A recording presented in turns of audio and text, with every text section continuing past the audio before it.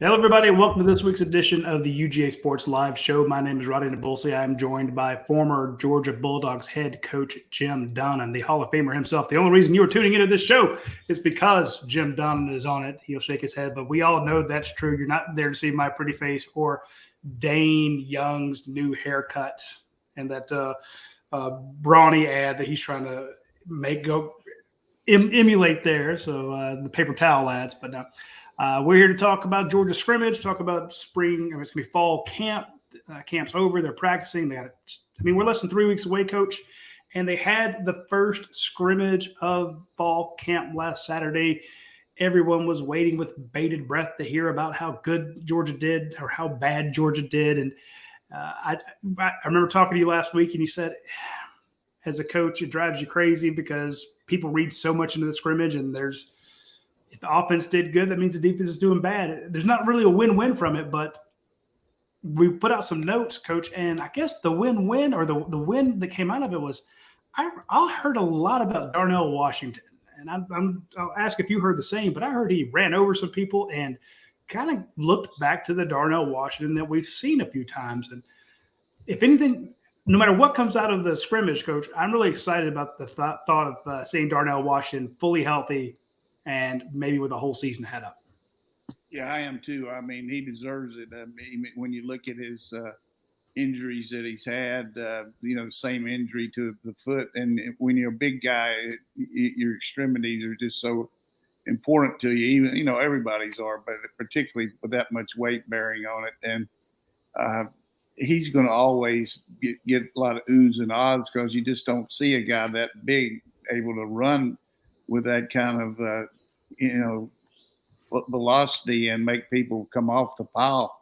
And from what I've heard, he made a couple of those. But the times I've seen him there in pre-fall camp there when they were doing 7-on-7, he looked very sleek, looked in good shape. And the one thing that the average fan or the above average fan or the super fan needs to take into context is what you're trying to do is get your team ready. You're not worried about too much about who's doing what. You certainly want the guys to do well and execute their assignments and show discipline and all, and you're trying to evaluate them, but you're trying to get a good feel for your offense and defensive packages, what's going to work and what's not going to work based on the new players you got, because you don't have some of the same ones back. So, sometimes the defense is going to be in a vanilla defense for the offense. So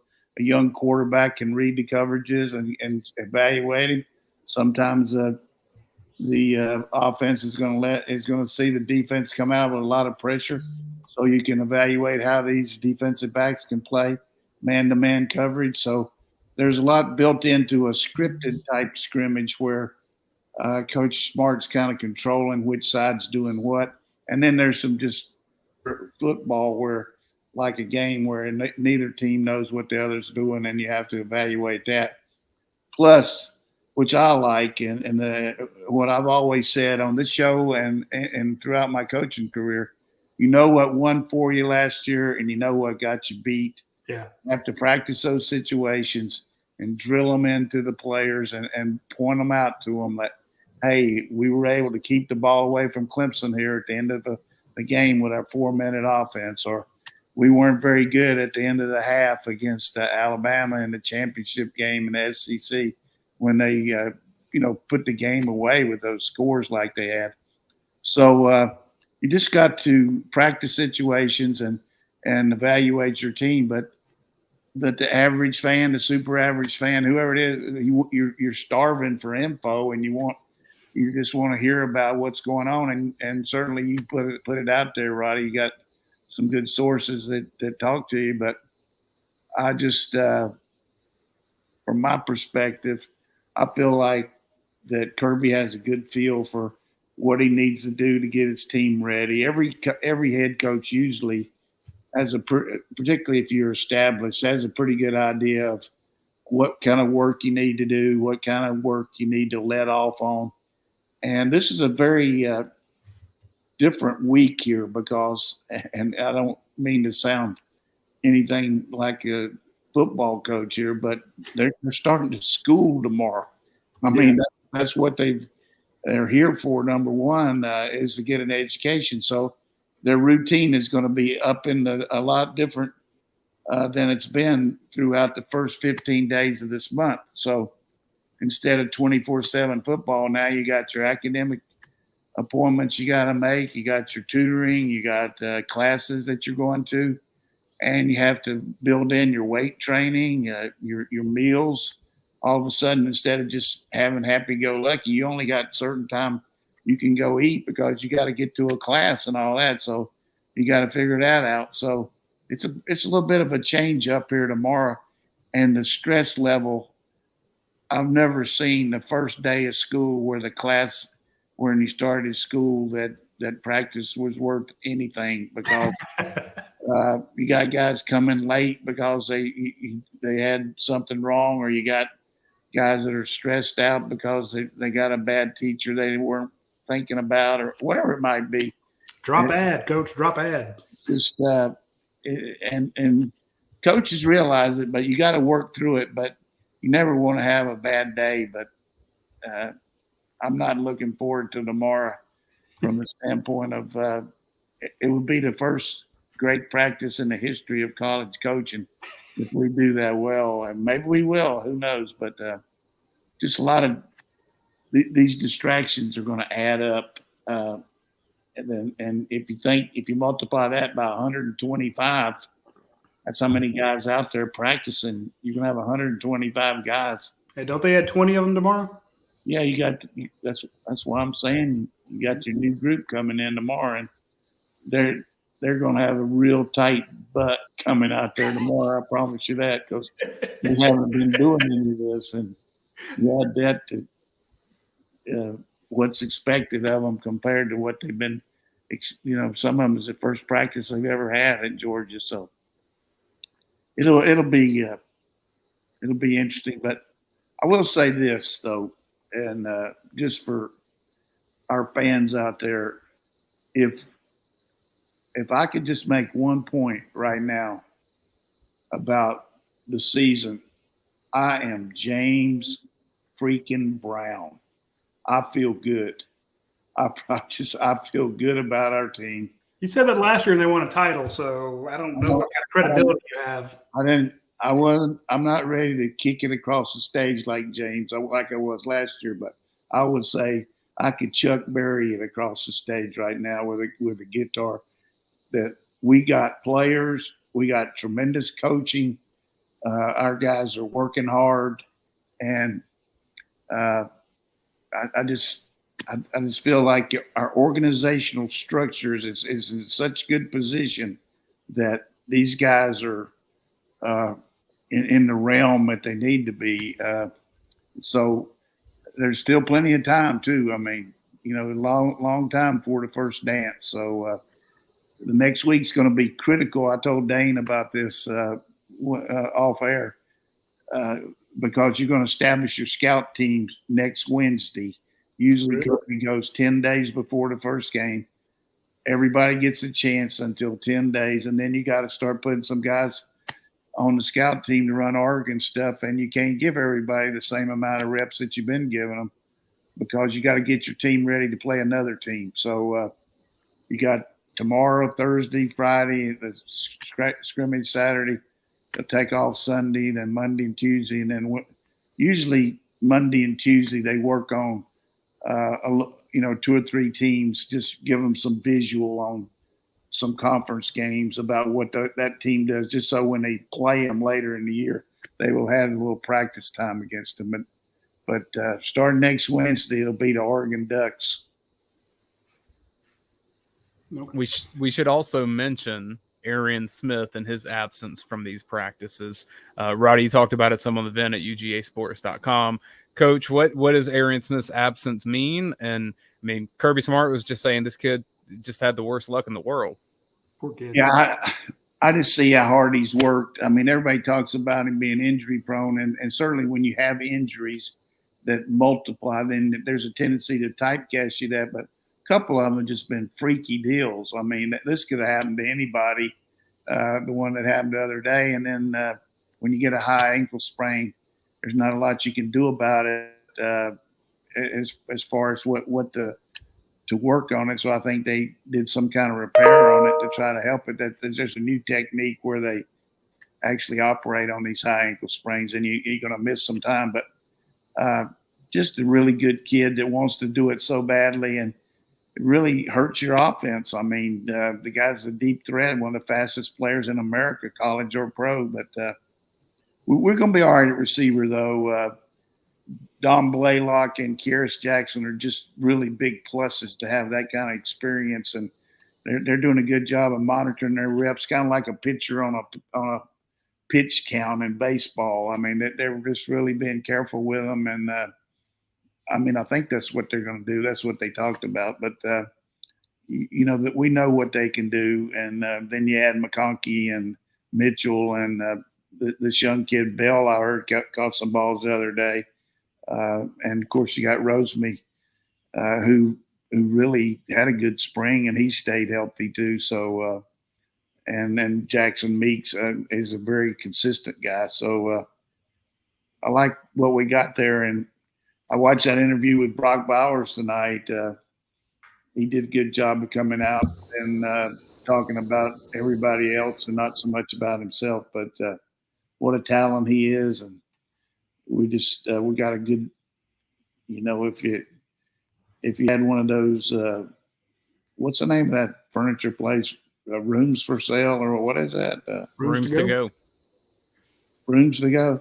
I guarantee you that tight end room, they could make a lot of money out of that if they sold it. Yeah, like I mean, when you look at those NIL deals, that'd be a perfect one. They could have all the tight ends, and hey, furniture big enough to sit Brock Bowers and Darnell Washington and Reed Gilbert and Rylan Godey and Oscar Delp and Brett Seethers. Like, hey, we got the sectional and the fold out, and if you can hold up these guys, it'll look great in your house, man. Yeah, somebody dropped the NIL ball there. There wouldn't be a lot of loungers there because these guys don't lounge around much. These guys are going 100 miles an hour. And the thing about every one of them is special teams. I mean, Brock Bowers and I mean, you look at our punt team. Brock Bowers and Kenny Mack are on the punt team. I mean, and you got. I mean, they were last spring. I don't know if they are in the fall, but so we'll talk a little bit more about the kicking game here. Well, while we're talking about tight ends, I do have the clip that we pulled from Brock Bowers. So let's play that because he's talking about the tight end room and how they're all rooting for each other. I mean, we're all kind of rooting for each other, supporting each other. It's a really good environment in that room. Just everyone kind of wants everyone to succeed, and when someone else is making plays, I'm happy for them. I think when I'm making plays, people are happy for me. So it's a good environment. What do you make? Good job by Brock.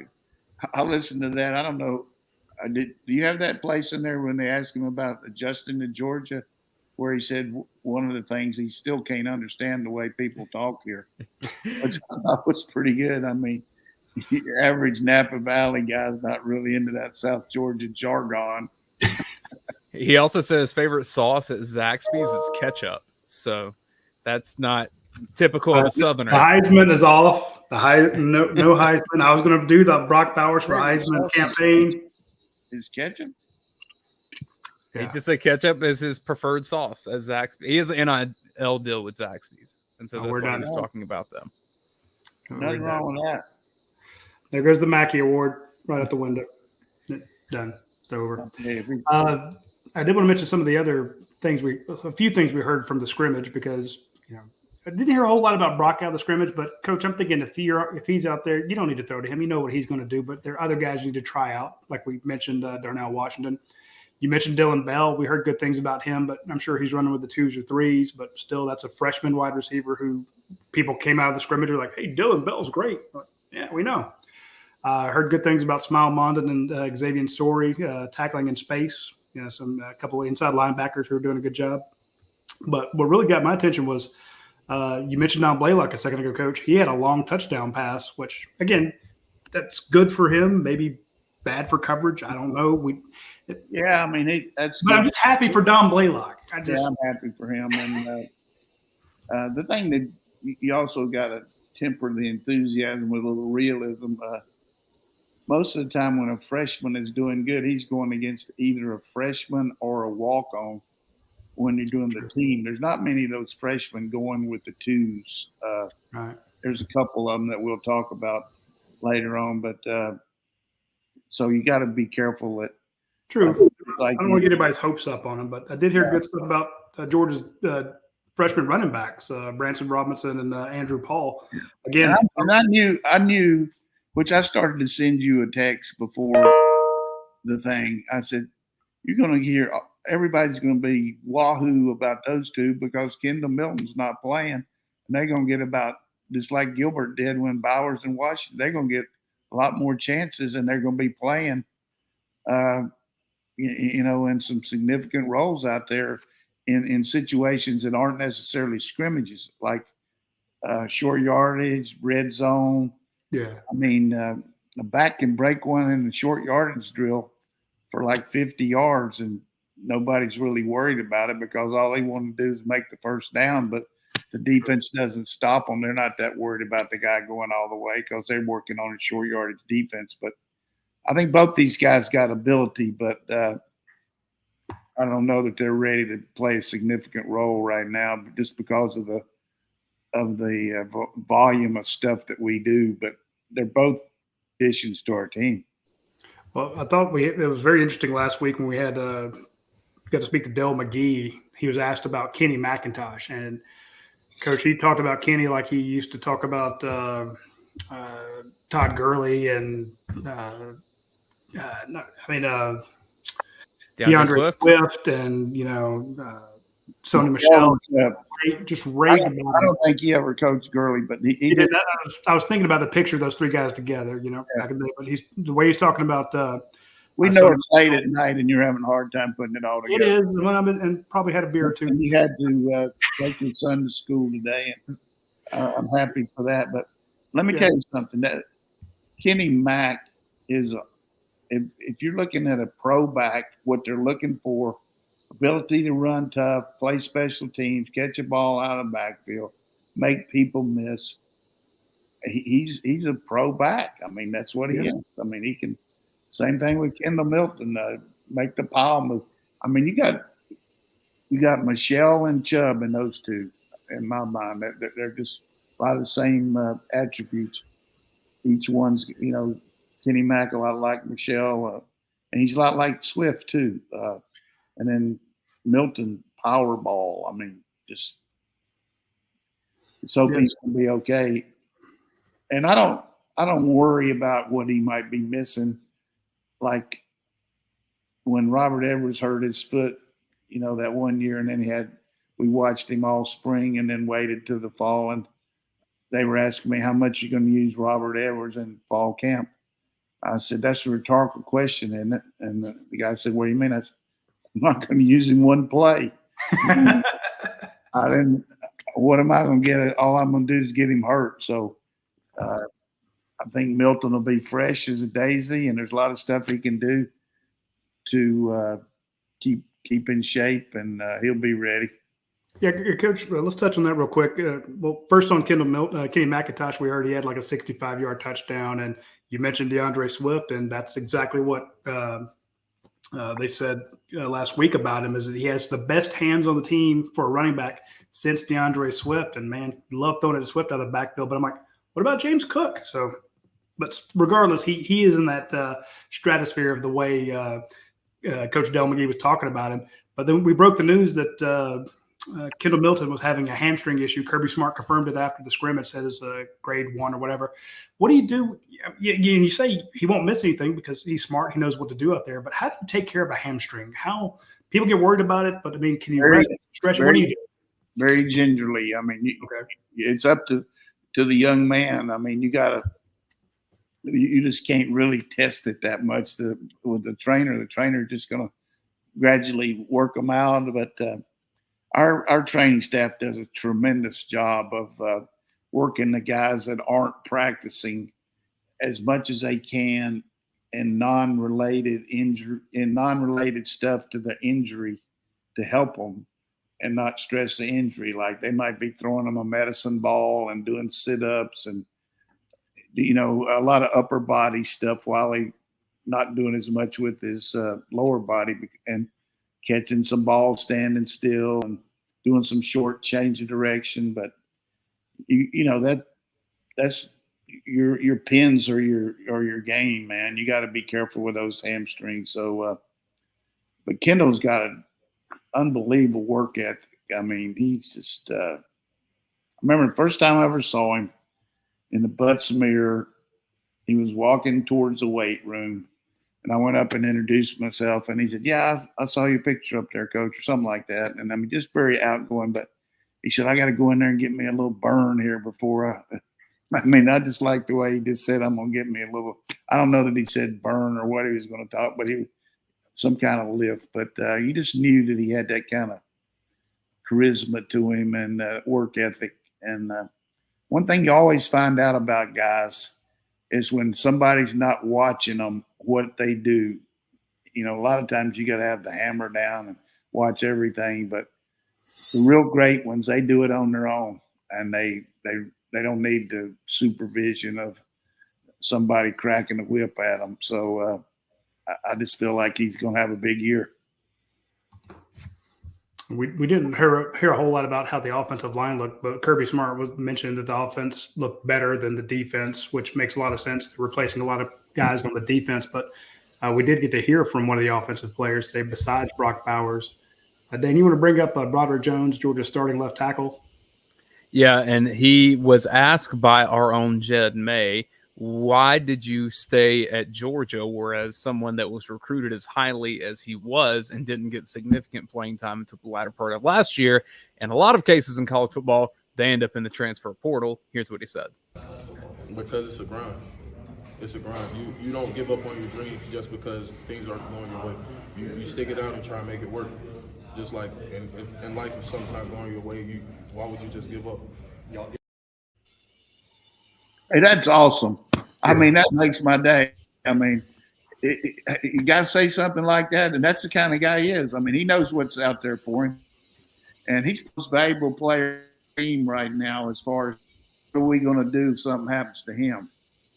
I mean, maybe Stetson Bennett a little bit more, but I'm just saying, Coach Searles, Coach Smart, Coach Monken, we got a lot of what-ifs there. Because right now we got a second-team tackle in Ernest Green, who we were counting on. They hadn't practiced a lot. So you're going to have to look at Mims over there, some at left tackle, Warren McClendon, some at left tackle, Truss there. You got to have somebody, like what last year when he had to come in for Jamari Salyer. He was ready to go because they worked him. And the guy's got a good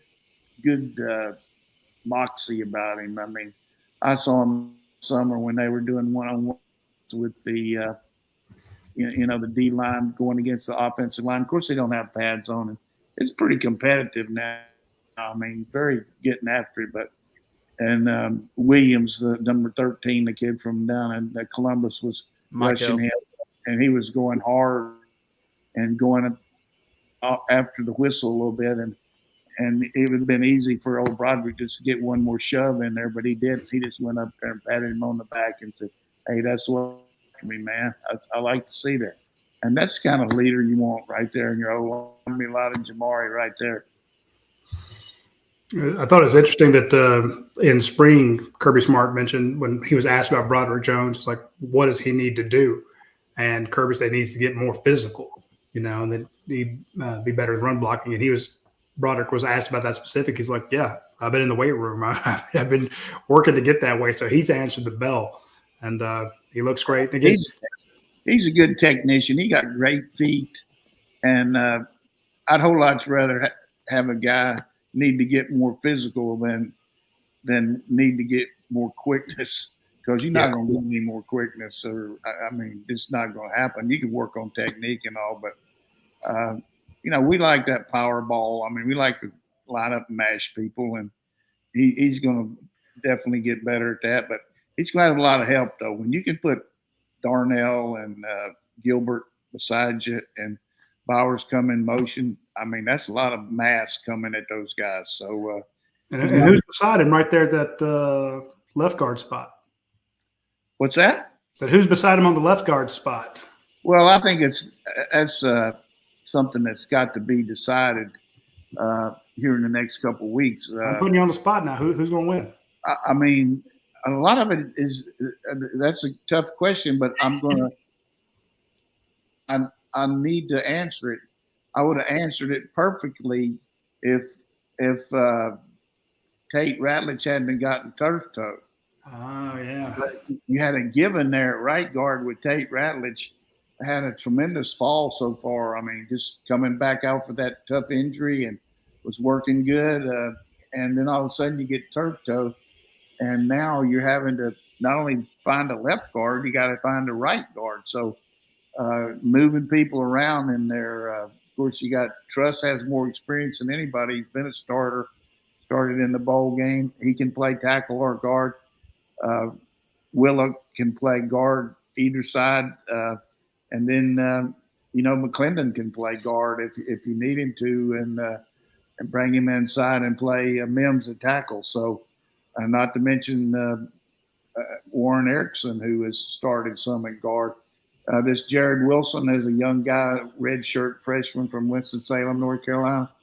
Powerful guy. He's very, very good technician. And then you got Micah Morris. I mean, you got a lot of guys, but we got some big shoes to fill there. But the thing that worries me is what's going to happen if Tate can't go. Then you're going to have some real question marks there as far as experience.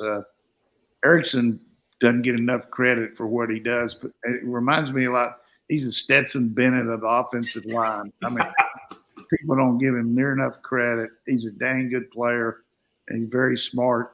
He can play guard or center. So Willock, I've always liked Willock, and he's streamlined his body. And he and Truss are fighting it out for sure. If something happens to Tate, then I would say those would be the two guards. Oh, that's good. Let's pause that chat there for a second, Roddy, because it bleeds very much into our next segment. So why don't you tell us about the offer that you were telling me about from your friends at Your Pie? Well, so it's Tuesday, it's late. You think, okay, it's a little too late to buy Your Pie after being reminded that today's the day to get it. But I just got on my app, because I have the Your Pie app. They just hit me up with hey, it's your half birthday.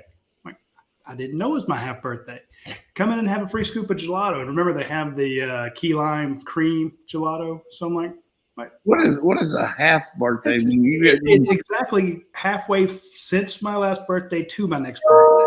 So it's the halfway point in the year.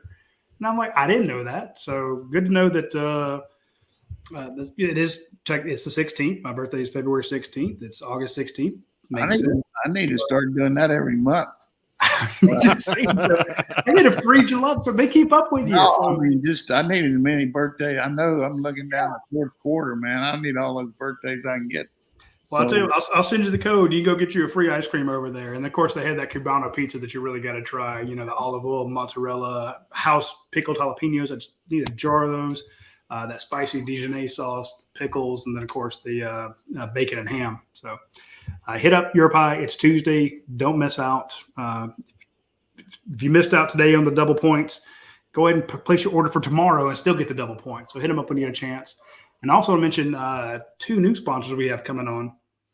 The 7-6, I'm wearing the shirt they sent me, the 7-6 apparel. They're going to definitely sponsor our watch along this coming game against Oregon. Probably send us some new gear there. So check out the 7-6 when you get a chance. And Prime Shrimp. Okay, it's a New Orleans shrimp company. This family's been catching, peeling, and processing shrimp for many, many years. Now they have a direct-to-you system where you go on to primeshrimp.com, you order it, they send you in a overnight in a box with this dry ice in it. you can get a pound of shrimp, and they put the shrimp into 2 different packets. It's frozen. It comes with the dry ice. You get to play with the dry ice, the best part of it. And then you just take one of those packets out of the freezer and you drop it into boiling water. 4 minutes. Take the bag out of the water, cut it open, drop it into your tacos, drop it into your salad, drop it onto your plate. And if you want, you want the French Quarter Alfredo flavor, the garlic herb flavor, the signature season, the plain, the lemon, whatever you want. It's a fantastic concept. They sent me some. I tried it. Best damn shrimp I've ever had. We're definitely having some of those to watch along. Yeah, I'm just telling you, this is going to be a big thing. So when they are officially on board, they're going to have a 50% off code for people to hit up. So remember, Prime Shrimp, 50% off. You get them the next day? Next day. And you get to play with the damn ice, the dry ice. It sounds silly, but I'm like, I was more excited about the dry ice than I was the shrimp because I'm such a nerd. So we need to get a recipe from Van Pran's family down in New Orleans so we can try it out. Dry ice. What do you do? Just play? I just put it in water and let it just bubble, and because I'm a nerd. Man, but when I was talking to the guy out there, guess what he was wearing? Dead Soxy socks. Good for him. Good for him. But so basically, because they know that our readers love Dead Soxy socks and they had such good success being on our podcast, we can do a on that podcast too. On the vent here. When's the last time you played with any dry ice? I'll put it up there. And people, the first video I put out is not going to be me cooking the shrimp. It's going to be me playing with dry ice because I'm such a nerd. Just don't do it over my house. So it'll be fine. I'll be dropping it in your pool and it's going to be bubbling out. You're going to love it. But our friends over at Dead Soxy, they said, hey, advertising with UGA Sports is good because they have great customers over there. They bought a lot of stuff from us, and everybody that's bought stuff from Dead Soxy has been very happy with it because they have the True Stay technology. They don't slide down, they don't fall off, they don't bunch up. They feel incredible. They're fantastic. When they make them out of that really soft yarn, you love it. You don't have the giant seams that go across your toes that hurt your feet when you're wearing your dress shoes are maybe a little too tight, or they have the no-shows that I wear every day. So check out our friends over at Dead Soxy. The season's here. You got to get your nice new Georgia socks for the Oregon game, for Samford, or for Auburn. You got to have your lucky socks. So you can't use the ones you wore last year because those are the ones that bought you a title. Those have to be retired in a place of honors, but you have to get new lucky socks and hit up our friends at Dead Sox and they'll take care of you. All right. So for this next segment, Coach, what is Radi known for in the football season? What is he known for? Yeah, what do people know Radi for when it comes time for football season? Well, going out of town and good shit happening. I don't know. All right. Well, I was going to go I think he's dead on one, but I think you have a better answer. But number two. 3-2-1 report. Yeah, that's good. Yeah. He's got it's usually Friday night or Saturday morning during the season. These 3-2-1 reports that are just jam-packed with insider info will find their way onto the dog vent at UGAsports.com. We don't set the bar that high. It's supposed to just be don't set as it happens. Yeah, exactly. Well, fine then. A good thing I know how the website works. So here we go. I have an impromptu 3-2-1 report, which is me throwing questions out to Jim Donnan and he telling me if I know what I'm talking about. So 3 players who are getting some shine right now, doing really well in fall camp. We've talked about some of these, so I'm going to change one on the fly. Let's start with Devin Willock because, Coach, I know you say that left guard is still being determined. From the people I've been talking to, Devin Willock was awesome in the last scrimmage. And I think it's his to lose. He's done a good job for sure, but I don't know who you're talking to, but I don't have any inside information like you do, but I like him. But the problem we got, as I answered, was with what's going to happen with Tate. So, but trust is that both of these guys are really good and work hard. And I've always been high on Willock, and he redefined his body. Really looks. I mean, he looks like a guard. I mean, he looks really good. Another player that's shining. We mentioned his name, but I would like some more elaboration on Jackson Meeks. Well, Jackson Meeks, number 17, is a good receiver. I mean, he got a lot of good reps last year when George was out. Worked with the twos when AD worked with the ones. and he's very solid. He knows how to run routes. Good intermediate guy. He knows how to read coverages, and we're going to really need him this year. I think Meeks can be a guy that can come in there and do some really good things. Hopefully, we can keep Karras and also Blaylock healthy. And as I've said, though, I think McConkey and Mitchell just give us similar type receivers that maybe not what Ohio State has, but really good receivers. The third that I had on this list was Darnell Washington. We talked a lot about him. So impromptu, I've seen Malachi Stark's name jump up on some of these. Yeah, reps.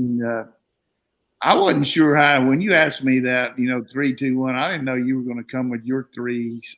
So I had my threes that I was going to talk about. Well, you can do the Donnan 3-2-1 report in a second. I like this. From a freshman standpoint, defensively, he was number one. I mean, the guy can cover.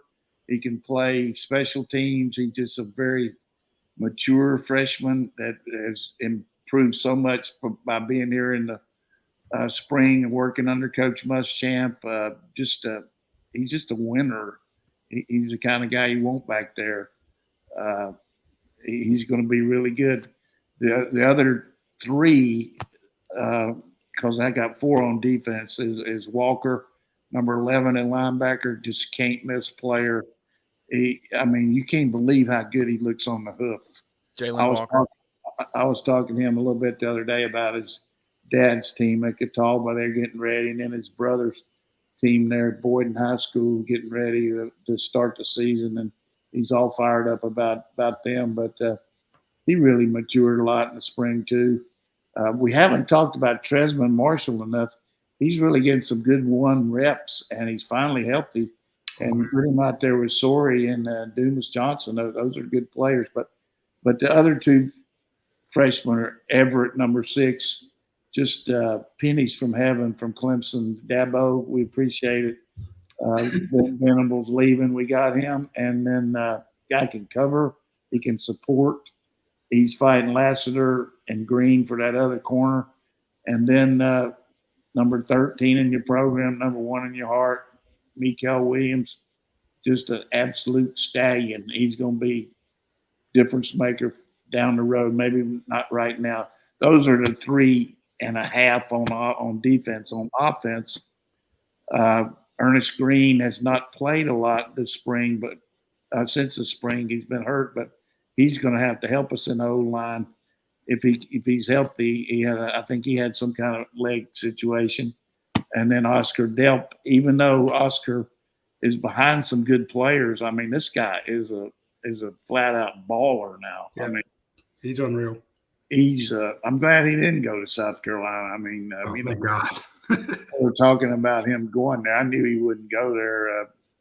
There was a little secret weapon helping him here, but I just wouldn't want his mom trolling the Georgia fans like she trolls everybody else. Mom's good, but he's great. He's a freshman that can play special teams and jump in there. Mm-hmm. And then we mentioned Bell. He's ahead of the curve, but the other 2 freshmen that one of those backs probably got to jump in there if they can. Something doesn't happen if we keep getting backs hurt, but that's the way I see that with the freshmen. As far as the 3 guys that are jumping out from the varsity, there's a lot of them jumping out at me. 3 of the top 5 players in the country, Bowers, Carter, and Ringo. Come on. How many people they can talk about Bryce Young and Anderson. We got our 3 musketeers. They got the dynamic duo. So we got 3 of the top 7 or 8 in the country. I can tell you those 3. They put up some scrimmage photos, and there's a picture of Ringo running after Kenny McIntosh. And honest to God, I've been doing photography a long time. If I was just looking at the scene, just looking at that picture, I wouldn't have thought that was a cornerback. I'd have thought that was an outside linebacker running him down. That's for sure. I remember one of the new strength coaches last couple, like the first year that I was met this guy, and he was looking at some of our players, and he said, where I came from said that guy would be an outside linebacker. He was talking about Ringo. And he came from a Power 5 school too, but the thing I don't understand, maybe it's because Kirby just wants to keep hammering that. I sure would like to see him return some kicks too, or put him in there like Champ and throw him a couple underneath routes. But he can definitely show you his tail lights with that blazing speed of his. But he's definitely getting a lot of technique work from Coach Brown and working hard out there. And like we've always talked about, going against each other is like playing in a game. I mean, you're going against good players out there. You made me really. Chris Smith. I mean, Chris Smith's a damn good cover guy. I mean, he's having to cover Bowers and Washington and Gilbert and Jackson. The same thing. Those safeties, they get better doing that. But there's some good guys there. And people might say, hey, you're a homer, you're talking them up and all that and everything. Hey, I am a homer, but I promise you this: I'm not going to give you any bad shit on this program. Okay? No. I'm not going to talk. I shouldn't have said that. It's okay. I said the word, but I'm not going to give you any false hope. I'm going to tell you like it is. Like, I'm worried about the kicking game right now. I'm worried. You're stealing my shine, Coach. I have a 2 and a 1 left. Well, all right, go on and shine me there. I'm losing the shine off the top of your head. I can't figure out if I'm getting more shine off of Radi's or yours, and mine's pretty bad too. But I didn't know if this was a fall show or not with that plaid shirt you had on. But I'm trying to will the fall weather to get here. That means football. Is that the new general manager look at the? I'm one step away from Dimitrov at this point, right? Yeah, well, he doesn't have. Who's he working for now? I'm just saying he had his tailored situation. Anywho, 2 things that I just find that need a little bit of elaboration, and this really goes into the offensive line shuffle because of Ratledge's injury. So we were on the same page there. Jared Wilson getting the look on the inside. Tell me more about him, his skill set. What do we not know about Jared Wilson and where he fits into Georgia's front? Well, it's just a good job recruiting to get Jared Wilson out of North Carolina, a stronghold over there in Winston-Salem. North Carolina's always done well there. And we got him. He redshirted last year. He had a little bit of injury and got his feet wet. But he's a real technician. He gets after you. I mean, he goes to the whistle blows. And, I don't know that he's ready to be a starter based on what I saw in the spring, but he definitely taking advantage of Tate being out and getting a lot of work. So I'm glad we got him, and he's going to be a good player. It's like Morris. We weren't able to see Morris much in the spring because he had an injury coming in, and I don't know, he might have had some kind of surgery, but he's another one. Both these guys, it's a bad thing to say on this because we have women listen to the show and stuff, but you want some of those guards that'll bite you in the balls, man. You want them to come off there and just get off of you and bite you below the belt. You know what I mean? So nothing wrong with that statement here. I don't bite you in the testicles or whatever you want. Trust me. But those guys they get after you. The other elaboration that enough to understand that, Coach. The other elaboration is in Radi's observations from the last media session that I was at the scrimmage. He noticed that that's pretty impressive. You guys going to practice? That's impressive. Hey, the access has been better. I think media has been able to see a bit more. And if I'm going to criticize when I don't think media gets to see enough, I at least have to praise when more effort is made. Do we want more? Absolutely. But good on Kirby and them. Anywho, Austin Blasky was getting reps at left tackle, and I thought he was primarily a center at this point. And I'm just curious, does Georgia have center and tackles as the same person? Because that is increasingly rare. It's just a case of trying to get some players in there when you got injuries. All of a sudden, your first team guard and your second team left tackle are out. You want to give a guy a chance to maybe, even though he's a center or guard, give him a chance to see what he can do there.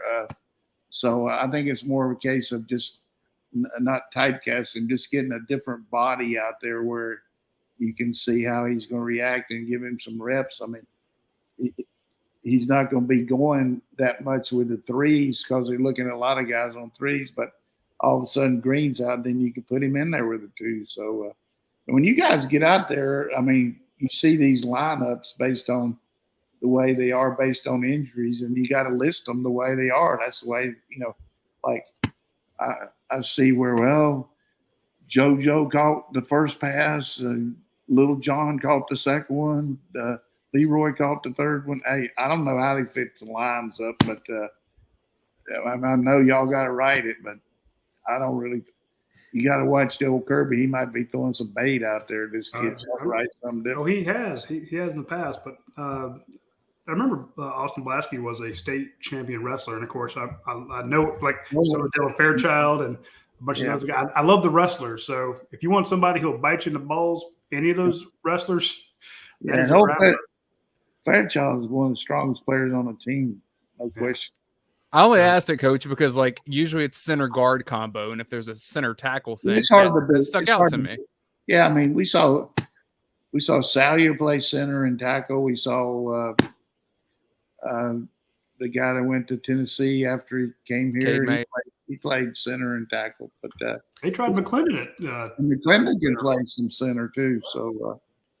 All right, and then my one, because this segment was way longer than it should have been, my one concern, kicking game, and I think that's been lobbied about, but I'd love your take. Well, you got so much up in the air. You're replacing a great kicker, Jake Camarda. I mean, he had a couple bad kicks, one in the Sugar Bowl against Texas and all that, but the guy was consistent and an athlete too, besides being a really good punter. He was a good kickoff guy, and very comforting to know your kickoff when you go to bed on Friday night for the game that your kickoff guy is going to kick it out of the end zone. We got to get that going. This Zirkle kid has not played any yet, but we gave him a scholarship, and he's got a good leg, and he might be the kickoff guy. I don't know. Podlesny can kick off, and sometimes you get in a little bit of a slump. I heard there were a couple field goals missed the other day. We'll see how that goes, but I see our team kicking a lot more extra points than we do field goals this year. But just because we're going to be explosive, man, we're going to be dynamite. We're going to be explosive. All right, so that's my 3-2-1, Roddy. That sets the standard for what you have to live up to. Forgot to mention the punter. And I've seen him kick out there this summer, and he's got a good leg. He's got a good motion. And I would have bet you $1,000 to a cent that Saturday that he couldn't hardly even walk into the stadium. He was so tight. I mean, can you imagine first time in Sanford? He played in the spring game and all, but, man. So I think he'll gradually pick it up, and we got some good cover guys, good snapper. He's got a good leg, and I know my sophomore year, I even told Kirby this. I was a punter at NC State, and I promise you, all during fall camp, I couldn't even breathe, and I was playing quarterback too. I was so nervous about punting. I mean, it's just different. And finally, I settled down a lot and then got better and kicked pretty well. But it's just hard to be on the bench and come off the bench and then kick the ball. It's different. And it's a lot different when you're 90,000 miles from home in Australia. Yeah, well, hey, if he can't get it done, Noah will come in and take that job too. So, but yeah, that's the only really down thing we heard about and this is from McGill Society members, people who they spoke to, who spoke to us about the scrimmage. They said the kicking just was not great. So, but again, like the coach, it's the first one. And Kirby mentioned it, he wasn't all that thrilled about it, but I think here's the other thing about it. Those guys that go to our scrimmages and all, we haven't. The guys have a lot of chances to fail. I mean, that they go out there about 12, 15 and leave about 4. I mean, they get 1,000 reps, and they don't mess around with a kicking game either. I mean, after every situation on offense, they do some kind of kickoff return, punt return, field goal. I mean, they practice that as much as they do the offense and defense. So you're going to have a chance to not kick as good, maybe, but it's definitely going to be. We're not going to be as good at punting as we were last year. I mean, you're just not going to be as good. Well, I can tell you somebody who is going to be just as good as they were last year, and that's our friends out at Athens Ford. They were strong through COVID. They were strong through the lack of vehicles being available. They're strong through, they increased prices on all these cars. They've kept them down as low as possible. I know that for a fact. We went out and bought one, and for my son who just went off to college. Shout out to Radi Nabulsi, who we just dropped off at UNG in the Corps of Cadets. Love you, buddy. But our friends at Athens Ford make sure that he had a great vehicle to get up there. You know, my wife and I, this is our only son. We know he's got to drive to Dahlonega. You worry about him leaving the house. So we went to be sure he had a good car, a good, safe car. We went to our friends at Athens Ford, and they set him up fantastically, just like they will do for you. And hopefully in 4 years, he'll be able to get that. Well, right now he can get the student discount, which we took advantage of, $500 off for college student recent grads. Then you have the military discount, $500 off for veterans and active members of the U.S. military. So, and of course, if you're not either one of those, you still get the lifetime powertrain warranty. So check out our friends at Athens Ford. What about AARP? No, nothing for you. We're taking your keys away anyway, so you don't get that. Fortunately, you drive me around once in a while when I leave the house. He probably gets the shuttle to the tennis court these days, right? Don't even try. I know you drive it everywhere. Hey, you got a new vehicle too, so I don't want to hear it. Hey, let me just tell you this. Athens Ford, you get the thing that I like about it over there is customer service. When you walk in there, you can tell if the people are genuine and if they're really interested in you as making you happy as compared to just making a sale. I mean, they know what they're doing, and you don't get the kind of success rate they got by having a bunch of Willie off the pickle boats working there. I mean, they got some good people. You're right. Somebody said it the other day. They said, I went over there, I didn't feel like a mark. And I'm like, yeah, because you feel like, somebody's here to take advantage of you. And you don't feel that when you walk in over there.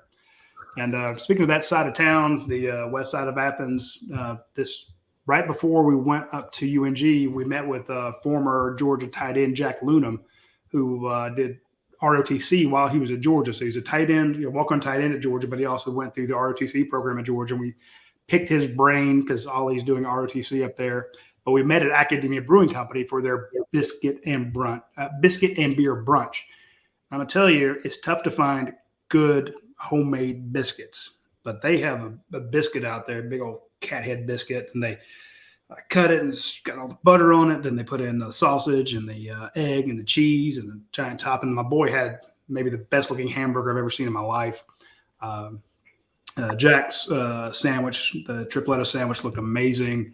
My wife got the same thing I did, but she didn't have any sausage on hers. It was just the egg and cheese biscuit. And the beer out there was fantastic. So if you get a chance, swing by Academia Brewing Company on Saturday or Sunday.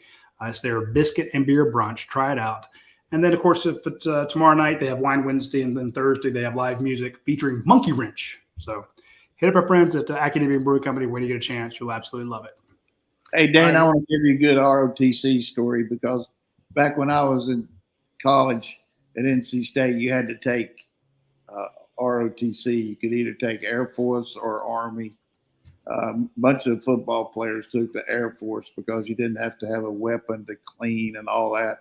And but we had this one guy who was really far up in the regiment there. I mean, he was like a junior or senior, and he was on our team, and he was not that great a player on the team, but he was a real jerk to all of us at inspection and everything. I mean, he's on our own team, and he's giving us a lot of grief. And we're having this big inspection after practice one night. We had to go march and all this stuff. And so a couple of our guys went down there and we, after we showered, we were putting on our uniforms and going out, went down there and got, his name's Dan Gold, and he got his shoes and taped up. I mean, they put so much tape on his shoes. He's probably still trying to get the tape off of it. It was a classic. We all knew it was going to happen. I love it. We had, you need to learn you can't bash on your boys like he was doing. So, and he got down there and he said, "If you only knew how long it took me to shine these shoes." So there's a good ROTC story for us. Oh my God! I'm Last glad part it of the wasn't show. mandatory when I went through UGA. Let's sneak in some questions from the Dogman at UGAsports.com as we wrap. This is from JBH3RD. I don't know what that stands for, but he says, Coach, I'm a little concerned about the defense this year. Gave up 9 points a game last year. What do you think Georgia gives up this year? His gut says 17 points per game. Well, I mean, that's realistic. I mean, you playing in modern football, people are scoring at a great clip. I mean, you got a lot better passing and all these fast receivers and all that, and we're going against some high-powered offense. But I would take 17. I mean, we're going to be playing a bunch of guys in the third and fourth quarters. Might give up some plays, but I think our offense is going to average high 30s, maybe even more. So there's reason to be a little concerned when you got guys that have gone on to the pros, but we really have more guys coming back off of last year's team that were productive than we did the year before that were coming back that were productive. So I can't give you his whole moniker, what his whole name was, but I would just say this: don't sweat it, man. Don't sweat it. PTech1 says, which team do you think has the best chance to beat Georgia in the regular season? Georgia. Perfect answer. We can't beat ourselves. We got other teams. We got better players than most of the teams we play. And I know you get tired of me saying stuff like this, but I've been saying it since I was in the 8th grade. Most games are lost; they're not won.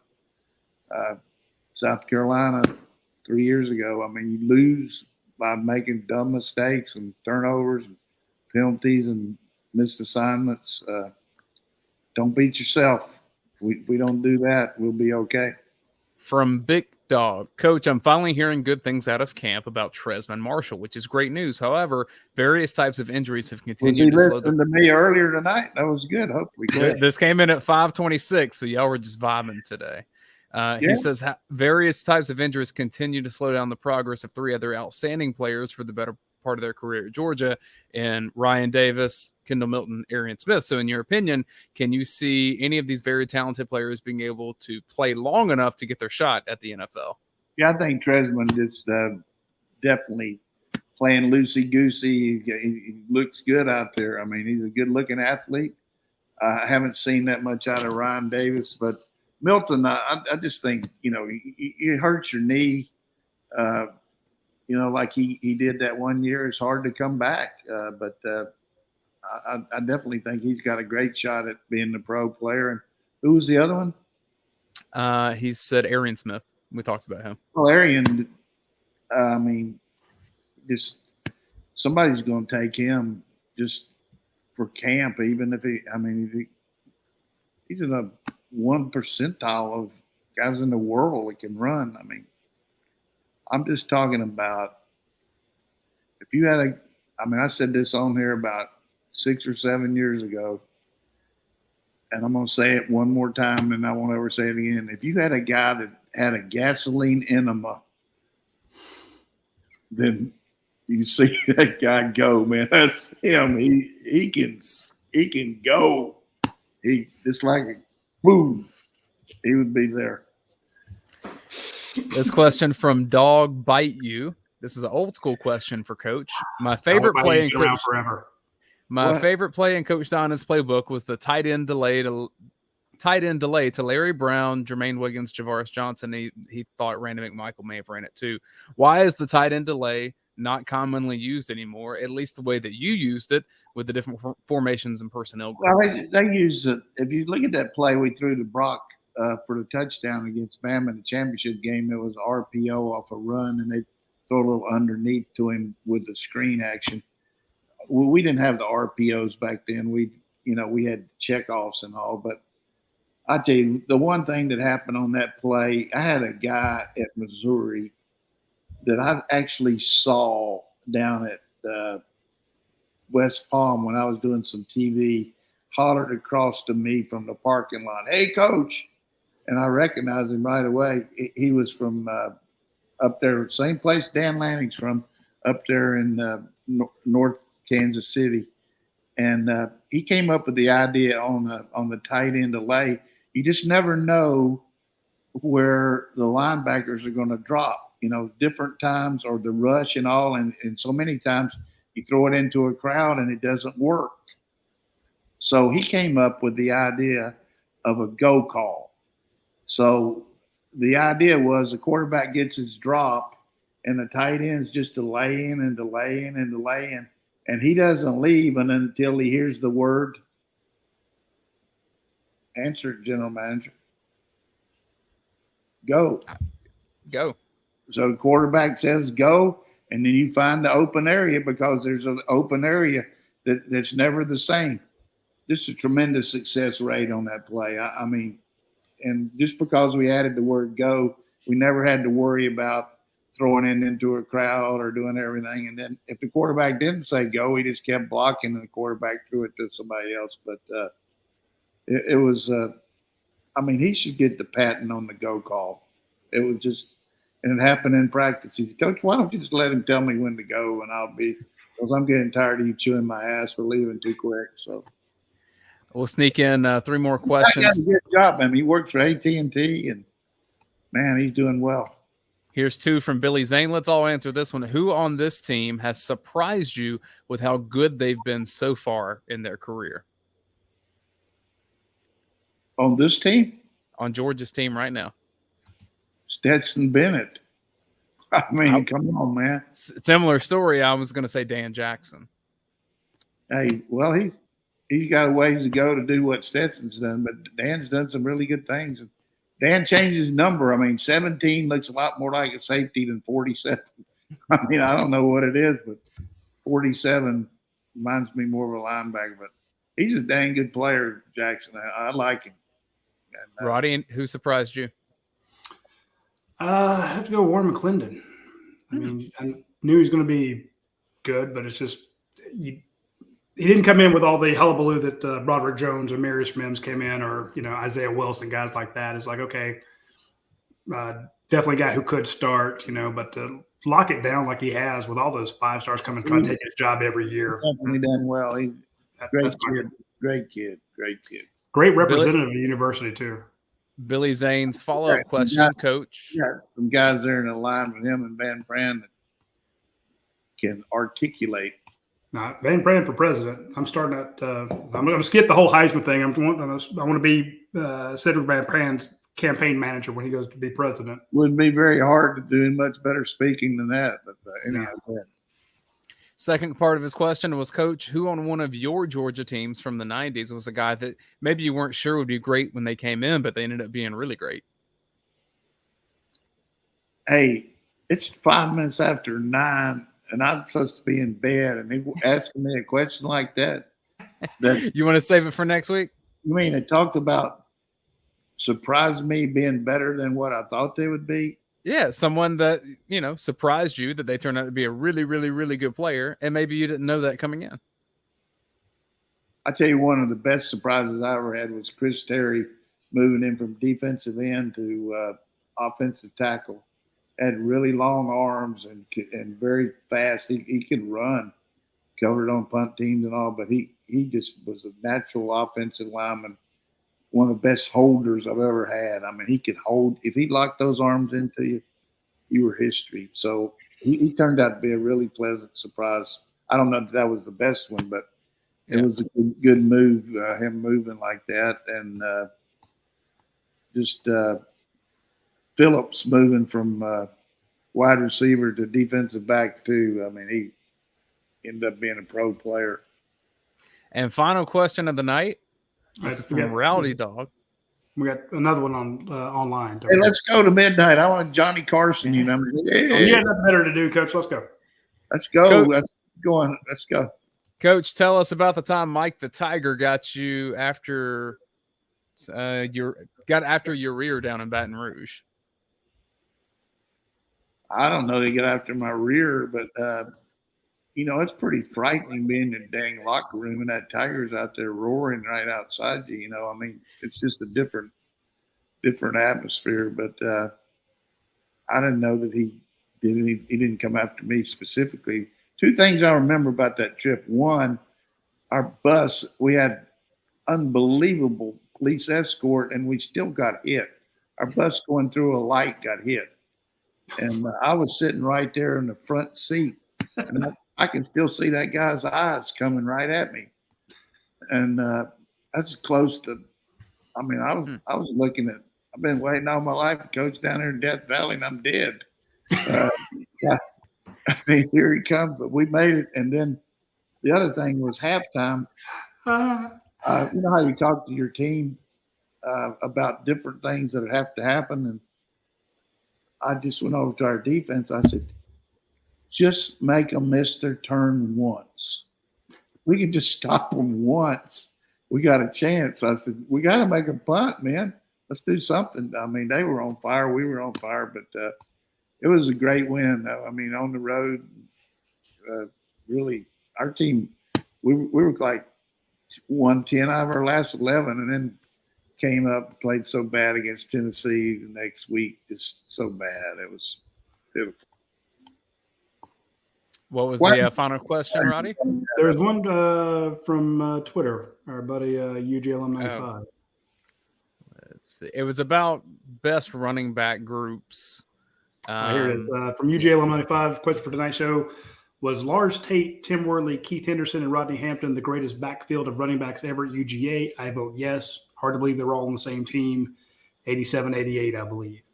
That was a good group, man. I hate that, and that's terrible about Lars passing away, but yeah, Tim Worley, my first recruit for Georgia, and I wasn't even coaching there, but Tim, great player, and Rodney Hampton. I mean, come on, a lot of good players. But we had some good backs keep coming here. I mean, every year, we had at that one time we had Robert Edwards and Patrick Pass and Brett Milliken and Orlandis Gary all at once. That was a pretty good group too. To me, it's hard to beat Gurley, Marshall, Chubb, Michelle, Douglas. Hey, that was stronger than Ajax. That group. And Karimpolis. And who? Kyle Karimpolis, G-Day legend. I love Kyle. He's a good kid. He's a grown-ass man now. I need to get back on that.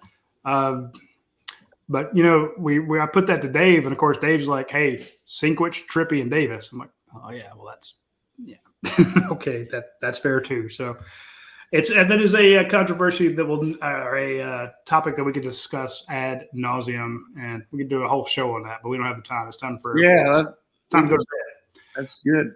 All right, folks, we will talk to you next week, next Tuesday, either at noon or at 8, depending on what Kirby Smart gives us when it comes to access to the team. What are we doing? This is 2 weeks in a row. We've been the late night. So people like the Donnan After Dark, man. Yeah, I like this After Dark bit. What did you say? I said people like the Donnan After Dark. Oh, shit. Where did you come up with that? It's a whole theme, Coach. They love it. But anyway, big shout out to our friends at I need a little time. I need a little time to see if I can find a plaid shirt, though. I mean, you can borrow mine. Let's see if they will make silver breeches with a little plaid on the shoulders for you, Coach. Yeah, I noticed that you're wearing a small instead of extra large. I mean, get those guns out there. Yeah, gotta get the guns out. Yeah. Before notice I put the gut below the camera. Roddy's done a good job on. I mean, when you look at some of these pictures of him 4 or 5 years ago, I mean, he's a physical marvel now. Hey, just trying to keep up with that boy of mine, Coach. I like it. I like the fact, man. There's no reason for anybody not to work out. I mean, you can do something. Just get off your ass and onto your feet out of your seat and get after it. Well, you inspired me and I did it. So we're there. I give you a lot of credit for that. I don't know, but I'm glad you sure do. You sure do have a lot better chance of being healthy with that, what you're doing. Yeah, we got to see these grandkids at some point. All right, folks, that's all we have for this week. Be sure to tune in next week, next Tuesday, either at noon or at 8, depending. We'll let you know. Shout out to our friends at Your Pie, Athens Ford, Academy Brewing Company, Dead Soxy, and, of course, our new sponsor, Prime Shrimp. We will be launching their deal very soon with the 50% off deal. So when you see us put out that promo code, jump on the Prime Shrimp guys and let them know that you heard about them at UGA Sports Live with. Tell them about the Round the League. When are they going to start that in 2 weeks? Yeah, we'll start that the Thursday before the season. We'll do a season preview of Around the League. Will be Thursday nights, 8 o'clock. So more Donnan After Dark, as that'll be Coach Donnan, me, and Brent Rollins. Every week we'll talk about the SEC and the games that are happening that week. That's awesome. Look forward to it. All right, folks, we'll see you next week. Y'all take care.